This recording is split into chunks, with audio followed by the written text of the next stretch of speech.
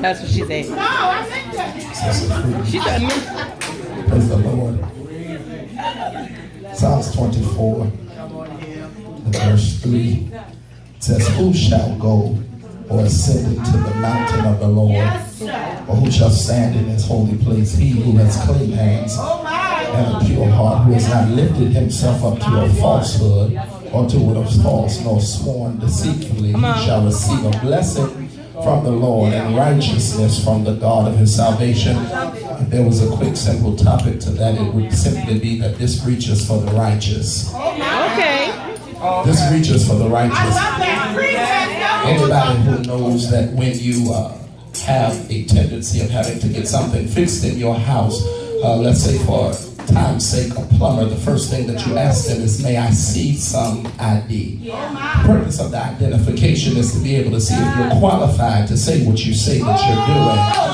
Because when I ask for your ID, it lets me know that you've been trained, skilled, and are well able to carry out the task that you're doing.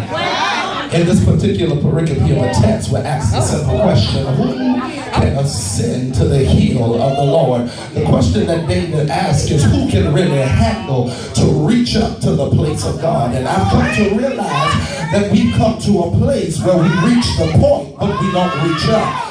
What am I saying? We come to church, but we don't reach up. We holler, but we don't reach up. We dance, but we don't reach up. So David has to ask the question, who can really go up to the hill of the Lord? Who can really handle the place of God? And what I've come to understand, Pastor, is a whole lot of people want titles, but don't want to put in time. A whole lot of people want to be good God from Zion. They want to be considered faithful, but can't stop being freaky. A whole lot of people want to say they're consecrated, but you can't call on them. So who can really go to this place in God? Who can reach God in prayer? Who can reach God in fasting? Who can reach God in prayer? Because David asked a question, and then he answers his own relevant question. He says, he who has clean hands. I got 3 minutes, I gotta go. And so he says, who can handle, who can do it, who can reach up to that place? He who has clean hands. And as I look at the exegetical components of the text, what I've come to realize is I can't do ministry and still be messy. Oh God, help me here. I can't pray and still be perverted. I can't sing and still be a slut. Oh God, I can't run the overflow and I keep doing stuff overnight.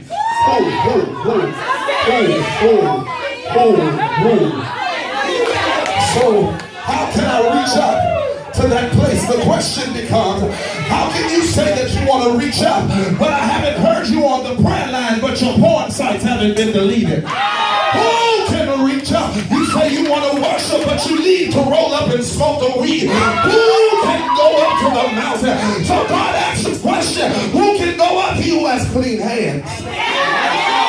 Clean hands and a pure heart. Which means that there may be some Sundays I got to get in my car. I can't have dinner with you after service because you ain't talking about the saints to build them up. You talking about the saints to break them down. Who can go up to the hill of the Lord? I got 1 minute, I got to go. And so, David asked this question. He says, who can ascend? Who can go up? Who can reach that plateau in God? Who can really get his attention? Because see, the truth of the matter is we've done a good job at getting the crowd's attention, but we've done a horrible job at getting Christ's attention.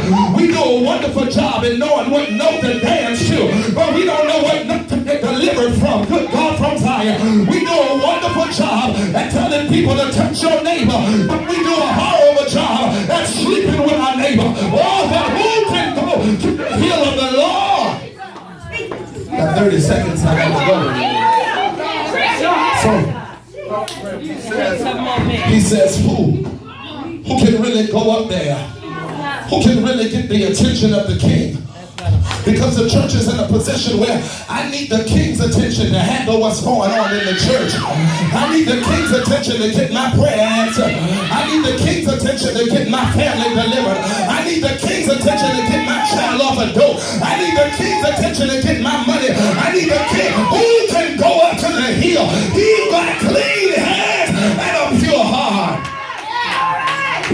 good at being pimps in the pulpit and players in the pews, but don't nobody want to be prayer warriors. Don't nobody want to be sweeping the floor. Don't nobody want to clean the toilet. But as soon as you walk in with your entourage, you want to be up in the front row, but you can't handle warfare for one moment. Who can go to the hill? He who has clean hands and a pure heart. David, help us in this text real quick by letting us know everybody in the church got an issue. God, everybody's jacked up. So what? Your struggle's not my struggle. So what? Your issue's not my issue. So what? Your problem's not my problem. But the question remains, who can go up there? If I'm looking at you and you looking at me and neither one of us got his attention, we still on a surface level in worship. So you talk about the concept of reaching up. As I close, I think about a little child that goes into the kitchen and the cookie jar is standing there. And the little kid thinks that it looks well. It looks attractive because he knows that's what's in the jar is really going to be acquired, is going to be blessing to his taste. So he does everything to make sure that he can reach out. That means he gets the necessary tools to be able to reach out because of what he sees looks real good. Can I help you real quick here? We can't get so caught up in the look of a thing and not go through the process of a thing. Yeah, the position looks good, but are you willing to go through the warfare? Yeah, the title looks good, but are you willing to be talked about? Yeah, ministry real is cute, but I'm telling you, ministry is not for the cute, it's for the consecrated. Who can go up to the hill? If you want God's help, you got to live holy. Who can go up there? So the question becomes, do you really want to go up? Or is it just cute because the crowd is watching you? And then he closes it like this. Overseer, he says, the ones who have not lifted their heads up to idols. Okay. The ones who have not put their boo before their blessing. The one that has not put their household before his house. The one that worships when ain't nobody looking. The one that's hollering when there ain't no mic. Because you don't have an organ in your car. You don't have a drum set in your living room. You don't have a praise team at work when your boss get on your nerve. And so you got to ask your question. He says the ones who can keep their hands clean and stop being so messy and messy and writing on Facebook about whose service that you didn't agree with. The reason you ain't on the platform is because you ain't got no integrity. The reason you ain't been asked to preach is because you ain't got no character. The reason you ain't been asked to sing is because you can't live holy for more than 30 minutes. Who can go up to the place of God? The ones that keep their hands clean and their hearts pure. He says, I'm going to give you a blessing for staying clean. Can I help you real here prophetically as I take my seat? There's a blessing in living clean. God will hand you something and will leave the crowd watching. That's why the text says he prepares a table before you in the presence of your enemies. And I've come to realize the food tastes better when my haters got to serve me. Who can go up to the hill of the Lord?